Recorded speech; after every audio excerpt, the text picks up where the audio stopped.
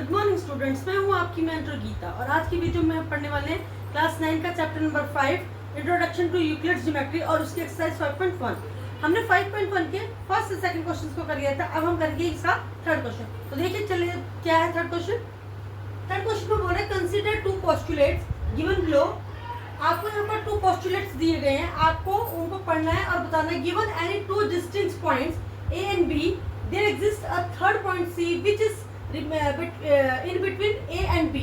अब आपको एक पहला पोस्टुलेट दिया है कि आपको दो डिस्टिंक्ट पॉइंट दिए गए ए और बी और उसके बीच में कहीं पर एक थर्ड पॉइंट एग्जिस्ट करता है जिसका नाम है सी। ठीक है, तो आपको बताना है कि इसमें कुछ तो ऐसे वर्ड्स हैं कि क्या उनको डिफाइन करने की जरूरत है, कुछ ऐसे टर्म्स हैं, पहले तो आपको ये बताना है और उसके बाद ये बताना है कि जो आपको पोस्टुलेट दिए गए ये यूक्लिड्स के किसी पोस्टुलेट से कंसिस्ट करते हैं। कंसिस्ट करने का मतलब ये है कि उसकी बात से ही सहमत है, उसने जो बोला था उससे बिल्कुल मिलते जुलते हैं। तो चलिए पहला दिया है given any two distinct points. आपको दो डिस्टिंक्ट पॉइंट दिए, मान लीजिए मैंने एक ये ले लिया, एक ये ले लिया ए एंड ये पॉइंट हो गया आपका बी। अब वो कह रहा है कि इसके बीच में कोई थर्ड पॉइंट है सी। मान लीजिए मैंने आपको यहाँ पे ले लिया इन बिटवीन का मतलब बीच में सी पॉइंट। ठीक है, तो वो बोल रहा है कि आप ही बताइए कि क्या ये किसी पोस्टुलेट से, यूक्लिड्स के किसी पोस्टुलेट से कंसिस्ट करता है। तो क्या था उसका, आपने एक पोस्टुलेट पढ़ा था जिसमें ये बना था कि जो लाइन होती है वो बहुत सारे जो है पॉइंट्स को मिलाकर एक लाइन बनती है।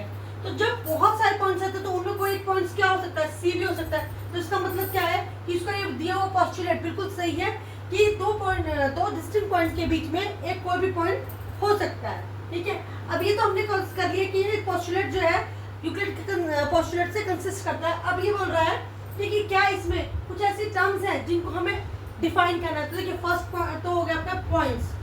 पॉइंट्स तो आपको पता है पॉइंट्स क्या होते हैं। पॉइंट्स है नो पार्ट। कौन सा होता है पॉइंट्स? वो होता है जिसके कोई पार्ट्स नहीं होते। ठीक है, और इन बिटवीन का मतलब तो ये होता है कि किसके बीच में, ए और सी के बीच में, जैसे सी है तो ये क्या हो जाएगा इन बिटवीन। पहला हमारा हो गया। अभी दूसरा पार्ट कह रहा है these exist at least 3 points that are not on the same line। दूसरा पोस्टुलेट कह रहा है कि यहाँ पर कोई 3 पॉइंट्स हैं। मान लीजिए मैंने एक पॉइंट ये रहा, एक पॉइंट ये रहा और मैंने एक पॉइंट यहाँ ले लिया। मैंने इसको नाम दिया ए, इसको नाम दिया बी और इसको नाम दिया सी। अब वो कह रहा है कि क्या ऐसे कोई 3 पॉइंट एग्जिस्ट करते हैं जो कि एक लाइन पर ना हो। तो मान लीजिए मैंने ये बना दिया, ये बना दिया और मैंने ये जोड़ दिया। तो क्या ये एक लाइन पे है? ये एक लाइन पर नहीं है। तो ये पोस्टुलेट भी हमने एक पढ़ा था जिसमें लिखा था कि कोई भी एक पॉइंट ऐसा हो सकता है जो दो पॉइंट्स के बीच में लाइन ना करता हो।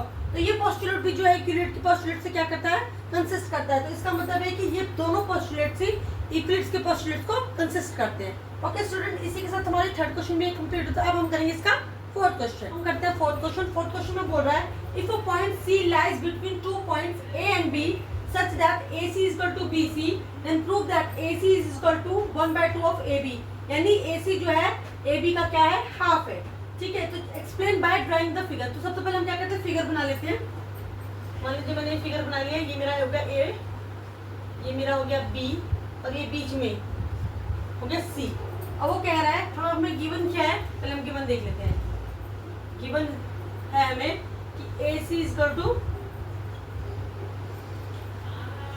AC equal to BC। तो चलिए हम क्या करेंगे और हमें प्रूफ क्या करना है, AC equal to 1/2 of AB। अगर आपको याद हो तो हमने एक पोस्टुलेट पढ़ा था जिसमें हमने पढ़ा था कि double of a number is equal to double the number of other. उसमें क्या था कि मान लीजिए मैंने यहाँ पे 2 लिया, 2 बराबर क्या है 2। अगर मैं इसमें इक्वली ऐड करती हूँ, equal is added to equal, क्या था वो, if equal is added to equal the answer is also equal. तो ये हो गया आपका, मैं यहाँ पर भी 1 प्लस कर दे रही हूँ तो इनका जो टोटल हो गया वो भी क्या हो गया, इक्वल हो गया। तो अगर हम यहाँ पे चाहे तो ये लिख सकते हैं